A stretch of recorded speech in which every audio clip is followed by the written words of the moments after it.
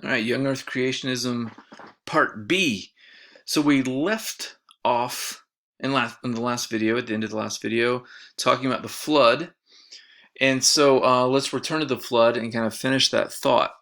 So the flood was global, according to Young Earth Creationism, and it had weird animals on the ark, which got off the ark and spread out throughout the earth. But what layers of the fossil record are from the flood? In other words, how does young Earth creationism explain the geological record and the fossil record? So before we do that, just a quick reminder that we are splitting the fossil record up into the three eras: the Paleozoic era, the Mesozoic era, and the Cenozoic era.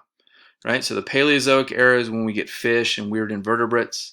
Mesozoic, we get reptiles and dinosaurs, and also some amphibians and weird mammals. And then the Cenozoic era is when we see lots of different mammal species, and we see whales and horses and all that stuff. So when was the flood? Was all of this created by the flood? Was some of it created by the flood? Was this fossil record from before the flood? Well, it depends who you talk to. So these arrows represent different places that young Earth creationists have placed the flood. But I'm going to go with Kurt Wise because he's got a PhD in paleontology from Harvard. So his model says that the flood encompasses these layers of the fossil record. So the Paleozoic and the Mesozoic are from the flood. The Cenozoic fossils are post-flood. That probably doesn't make a lot of sense to you now, but hopefully it will by the time we get to the end of this video. All right, so to talk about the layers that are in the flood, let's talk about speciation, or the creation of new species within young Earth creationism model. So I mentioned before that God created an initial cat kind, initial pair of cats, and then after the fall, they diversified, and then two members of the cat kind made it onto Noah's Ark, and then stepped off of Noah's Ark, and then those members of the cat kind mated and had babies, and they became all of the different species of cats that we have now in modern times, and they're also the ancestors of the cats that we find in the fossil record. That's true for horses and primates and dinosaurs and stuff too. So if you look at this slide, this is from Ken Ham's debate against Bill Nye. You can see in young Earth creationism, you get an initial created kind. So let's go with birds. So initial type of, families of birds created, kinds of birds created. They diversified.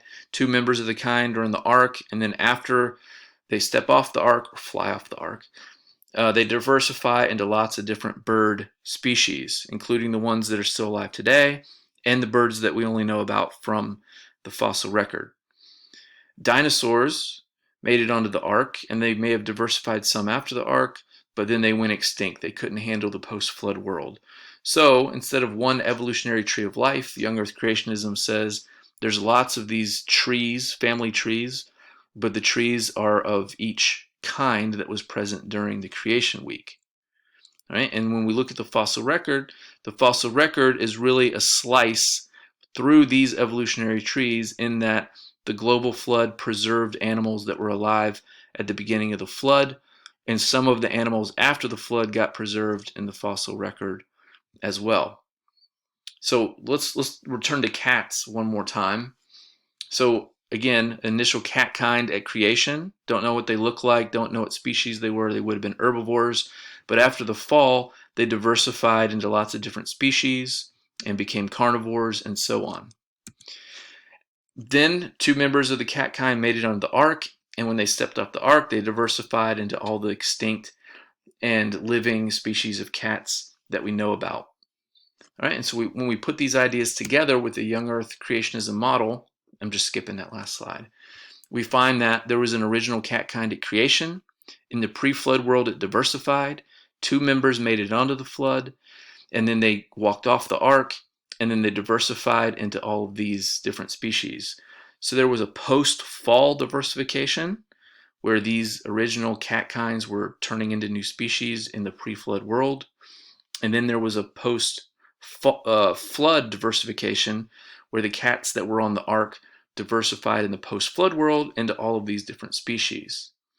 And what this means is that all of these cats They're not preserved as fossils because if you remember, the flood is the Paleozoic and the Mesozoic layers, and there's no cat fossils in there.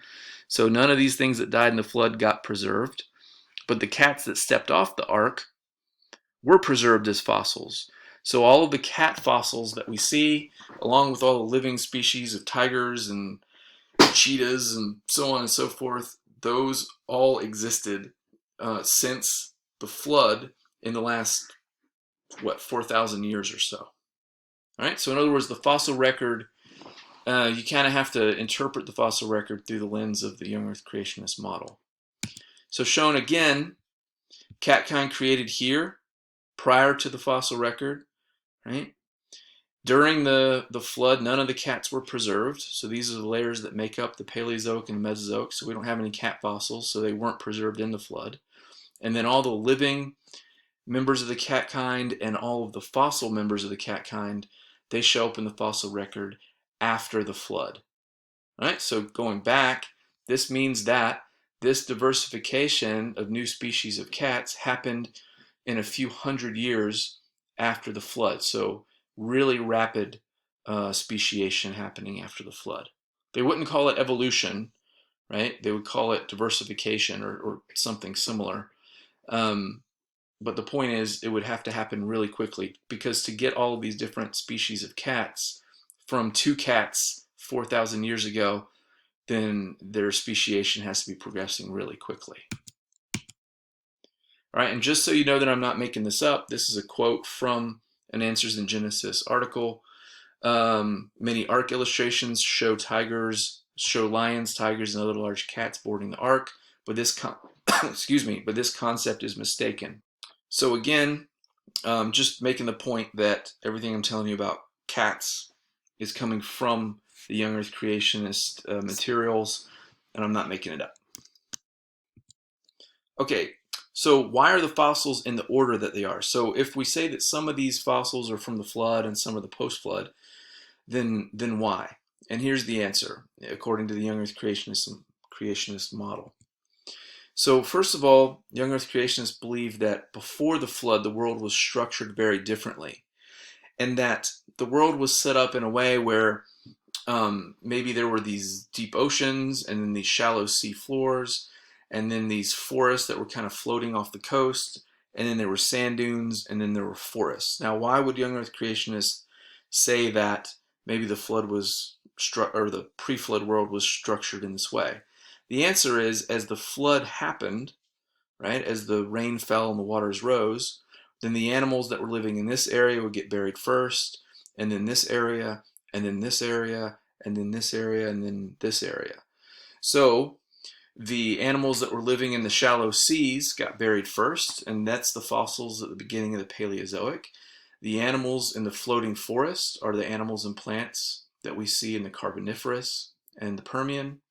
And then the animals that we see in the Mesozoic were mostly land animals that lived on the seashore or in the forests, so that would include reptiles and dinosaurs.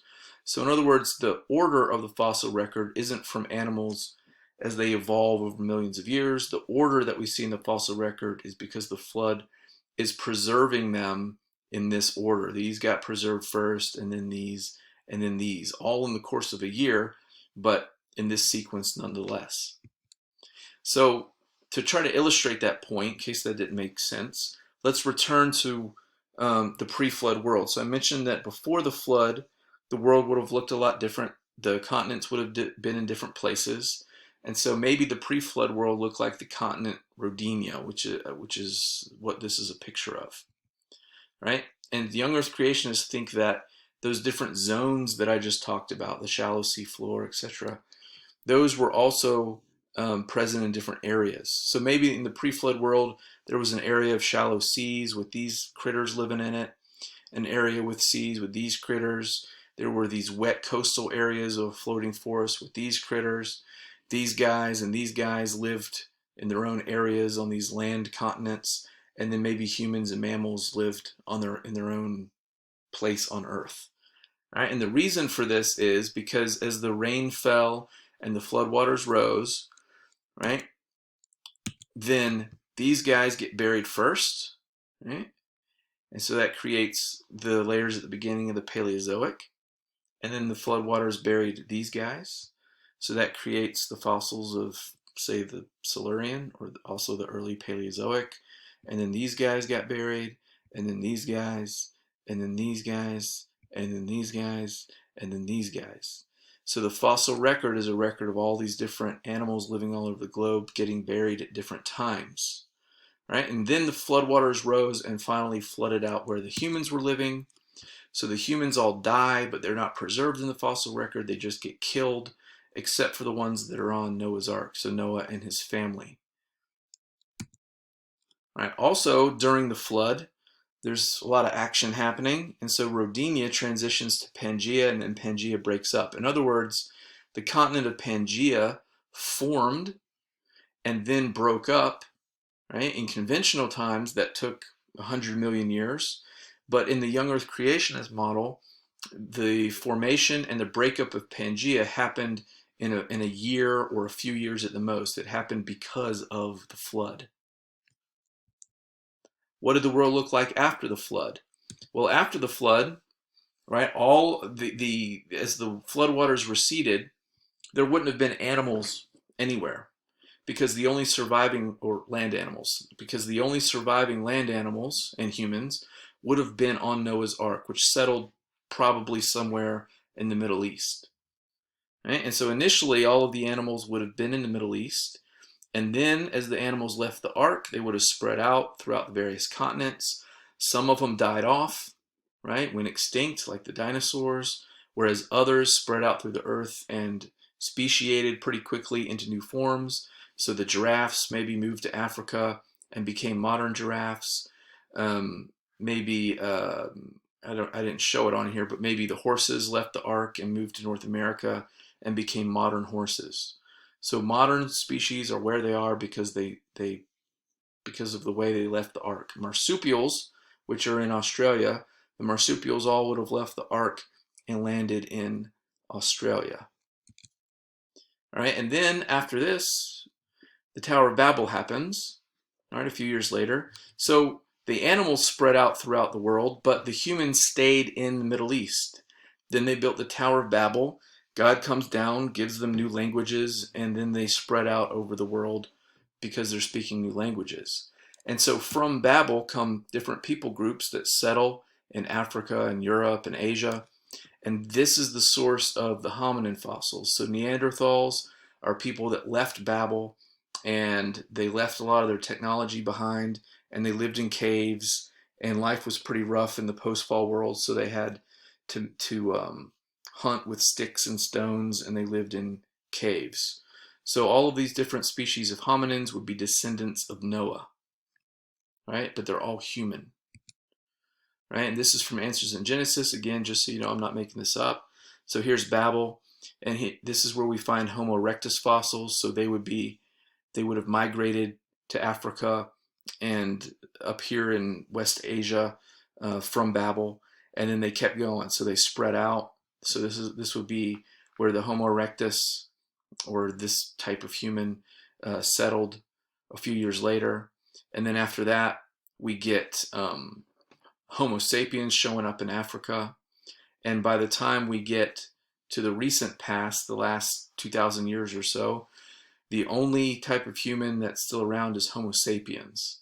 So these other Homo erectus and Neanderthals, they were just early migrants from Babel, and eventually either they picked up culture and started wearing regular clothes, or maybe they were different kinds of humans and the Homo sapiens outcompeted them. Whatever. The point is, this is how we got to a world full of Homo sapiens. It's because they spread out following Babel. Right? And this is why we find the fossils in the way that we do. In the fossils, we find Homo erectus first, for example, and then Neanderthals, and then Homo sapiens. Why is that? Because Homo erectus left Babel around 2250 BC. Some of them were fossilized, and then some of them left Babel and showed up in Europe, and we call those fossils Neanderthals. And then some of them spread out throughout Europe and Africa, etc., and we call those Homo sapiens. So Abraham and all the characters after Abraham are Homo sapiens, but Noah and his family and uh, Methuselah and Cain and Abel and Adam and Eve, they may have been Homo sapiens or they may have been some other species. So, in other words, the reason that we see these different people groups all around the globe is because after the descendants of Noah left Babel, they settled in different regions, and the different climates and environments caused them to have different skin colors. Or there's other hypotheses too, but I'm just going with this one. So maybe folks that moved to Europe, for example, over time the environment caused them to get paler skin so they could make more vitamin D. And the folks that left Babel and ended up in Africa, they got darker skin so they wouldn't get UV damage from the bright sunlight. So all the different ethnic groups of humans that we have are because of where people settled following the dispersal at Babel. So to return to this, here's the 6 hominin species that I keep talking about. So these would have been animals that left Babel, or I'm sorry, that left the ark. These are all human, and again, they all dispersed following Babel. So why do these show up first in the fossil record? It's because they left the ark first and were fossilized. Then these were the first to leave Babel, so they were fossilized. And then Homo sapiens show up last because they're migrating from Babel at the very end, but are surviving. So young Earth creationists still have questions to answer. What species was Adam? Was he Homo sapiens? Was he Homo erectus? Was he some other species of human? Is there a humankind? So we saw how cats can speciate within the cat kind. Can humans speciate within the humankind? And then also, how do we explain human history being less than 4,000 years old? Because human history would have been after Babel. But we've got human, settlements and civilizations and temples and artifacts that archaeologists date much older than 4,000 years. So how do we rectify that? So still lots of questions to be answered. All right, and then I threw FYI up here. Just this is a chart that kind of compares and contrasts the 4 models that we talked about. Hopefully that provides some clarity. Hopefully as you look at it, it makes sense, but I'm not going to test you on this specifically. It's just here as a reference or a tool. Well, hey, you did it. You watched the Origins unit videos. Good job. See me if you have questions. I'll be looking for your questions on the discussion board, or you can contact me directly. Later.